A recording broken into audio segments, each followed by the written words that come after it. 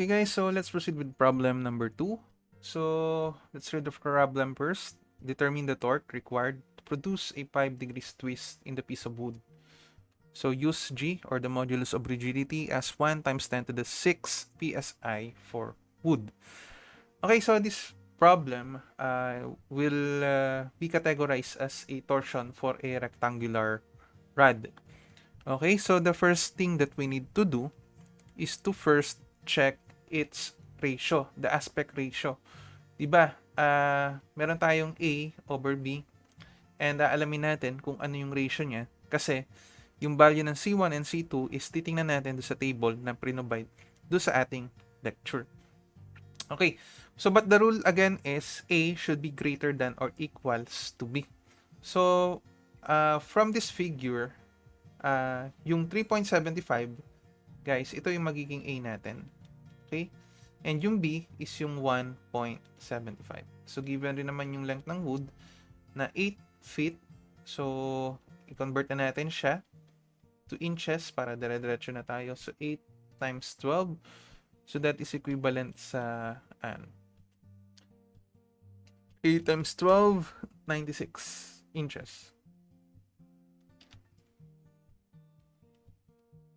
And then, alamin natin yung aspect ratio niya or yung ratio between the side A and side B.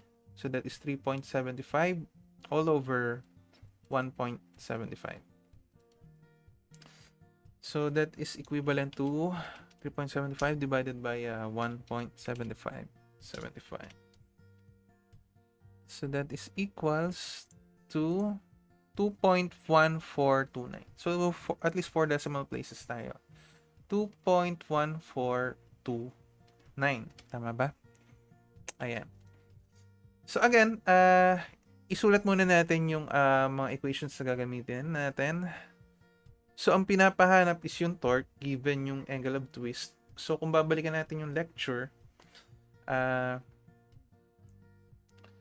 so given again, yung angle of twist, ang pinapahanap is torque. So, ito yung equation na ito yung gagamitin natin. Sige, isulat natin. So, yung theta mo is equals to TL all over C sub 2 A B squared multiplied by G. Tama ba? AB. Sorry, this is in cube. Hindi ko pa rin kasi siya abisado.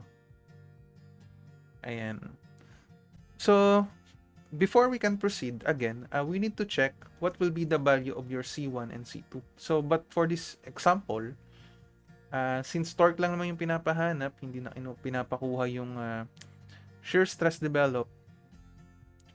So, yung value na lang ng C2, guys, yung hahanapin natin. Okay? So, just to make the problem more interesting, siguro hanapin na rin natin yung shear stress do sa wood. So this is for question number 1, and then this is for question number 2. Okay?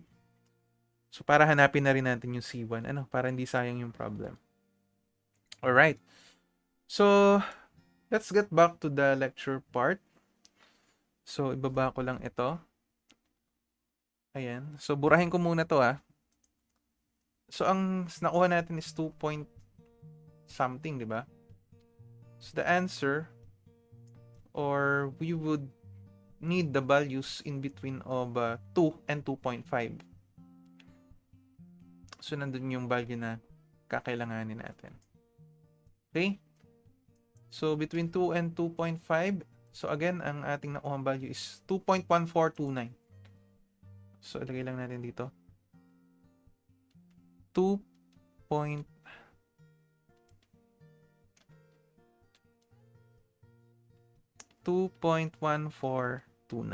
And then this is C1. And then this is C2. Again, ang gagawin natin, mali. Sinulat. Doon sa sunod, So, 2.1429. So, ang gagawin ko again, I will just take the difference nito muna. Itong ibabaw over itong sumunod. So, ito ibabaw, tapos ito, minus ito, tapos ito, minus ito. So, tapatan lang, ano? So, 2 minus 2.1429 is equals to 0.246 minus C1, ano? So, ito muna, and then yung over, kahit magkabaligtad naman yan, okay lang eh. So, ang inuna ko muna is ito. Tapos, ito yung nasa ilalim. So, 2.5 minus 2. Basta guys, yung order natin is dapat, kung ano yung ginawa mo sa kabila, yun rin yung gagawin mo sa isa. Ano? Hindi sila pwede magkapalit. Basta magka-partner lagi. Yun na lang tandaan nyo. Tapos 0.258 and then minus 0.246. Ayan. And then, we will have here the value of our C1. And then yung isa for C2. So, ganun lang din. Ano? So, I will just copy this term. Ano?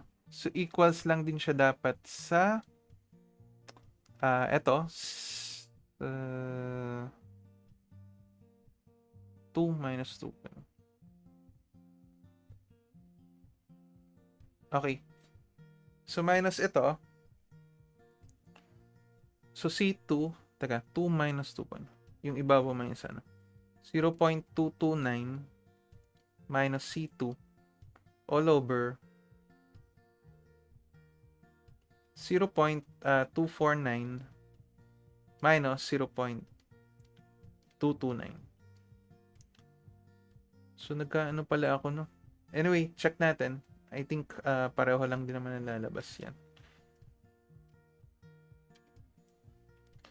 So, calculator.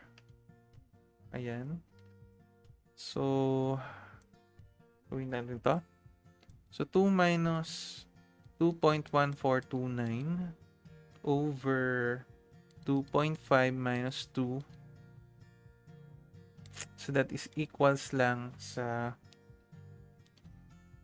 0.246 minus x all over 0.258 minus 0.246. Ship solve. So, answer. So, sige, lagyan natin 0. Ano ba siya? 2. Ayan. 0.2494. 0.2494. So, check lang natin. 249. Ayan. So, yung C1 is in between naman ng 0.246 and 0.258. So, most probably tama naman ito. And then, to get the value of C2, so yung pangalawa naman na equation ang gagalawin natin. So, ito is magiging 229. Tama? And then, itong kabila is 249. Tapos, yung taas, papalitan din natin ng 0.229. 229. So, ship solve, 0.2. So, 0.2347. Okay, so 0.2347. Ayan. So, guys, these are the values para dun sa ating C1 and C2. So, that is 0.235 for C2. And for C1, that is 0.2494. Okay? So, medyo nalito lang kasi ako kasi ang supposedly, which is correct rin naman. Tama rin naman ang naging natin.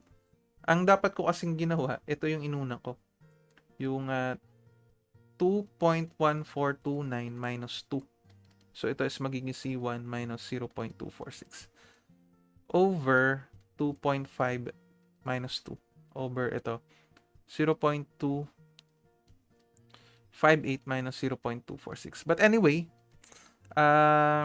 gaya nga nasabi ko kanina, as long as kapareho lang nung ginalaw mo do sa sa left side ng equation, yun din yung igagalaw mo do sa right side ng equation, wala naman pala magiging problema. Ano? So, yung answer mo dito will be just the same as your answer for this one. So, again, ang tawag dito sa method na to is interpolation method. Okay? So, hinahanap mo yung unknown value using two known values. Okay? So, next, isulat lang natin guys dito sa kabilang slide. So, ang C1 natin, so that is equals to 0.2494. So, 0.2494. And our C2, so meron siyang value na 0.2347. 0.2347. Alright, so now we can now solve for the unknowns. Okay, so let's now solve for the value of the torque. Okay, so ang una muna natin gagawin is to solve for the value of T, or yung torque nga natin, before we can solve for the shear stress in wood. Okay, so gawin natin. So again, that is 5 degrees. Kaso nga lang, yung degrees natin is we need to convert that first to radian. Kasi nga, yung unang lumalabas na sagot, based on this formula, is na-radian siya. Hindi mo siya pwedeng idiretso. So 5 degrees, and then multiply by pi all over 180. So saan ba nanggaling tong pi over 180? So sinimplify lang siya ha, kasi alam natin na yung 2 pi rad or 2 pi or yung 1 revolution mo is equivalent to 360 degrees. So since divisible sila ng 2, kaya ito kinancel, and then itong baba dinivide ng 2 kaya naging 180. Pero ano lang naman yan, pareho lang din yung lalabas. T times the length of the rod, ayun nga, na-convert na natin to inches. So times 96 all over C2, so 0.2347 times A. Again, bantayang mabuti yung A at B, baka magkapalit. Basta ang A is yung mas malaki na dimension. So 3.75 times B, 1.75 cube multiply by G na 1 times 10 to the 6 psi. Alright, so the torque will be equals to, so since sa mga units natin is in pound, inches, so alam naman natin to is a moment. So naka-pound inches siya. Yung makukuha natin sagot. So calculate lang natin to. So 5 times 2 pi divided by 5 times 2 pi divided by 360 is equals to, times na natin, diretso na natin ang cross multiplication. So times itong lahat na nasa baba, 0.2347 times 3.75 times 1.75 cube times 1 times 10 to the 6. And then divided by 96. So the answer is 4,287.8012. 8012.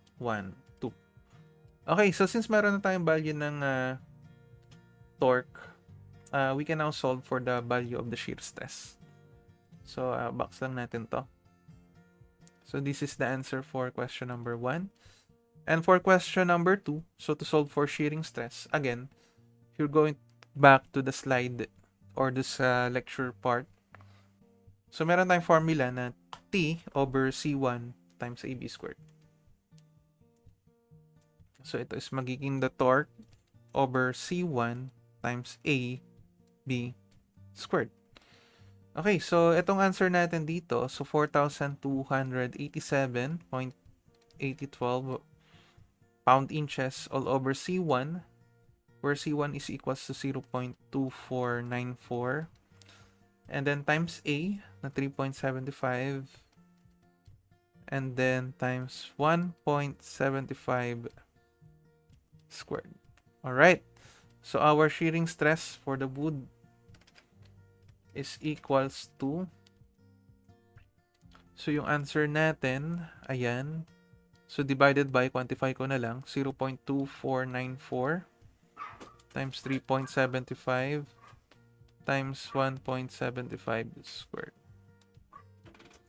So our answer is 1,497.0311. 0311. So this is in PSI or pound per square inch. Alright. So, sige. I-copy ko lang yung ginawa ko ditong interpolation para at least may reference kayo. Alam ko pwede itong screenshot.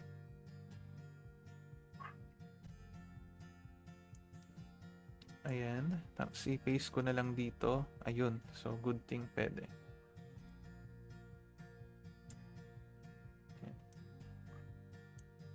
Yun. Ayos. So, lagyan ko na lang dito ng note. Solving for C1 and C2.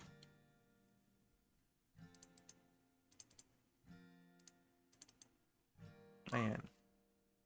Sige guys, I'll give you 3 minutes to copy the solution. So you may start copying.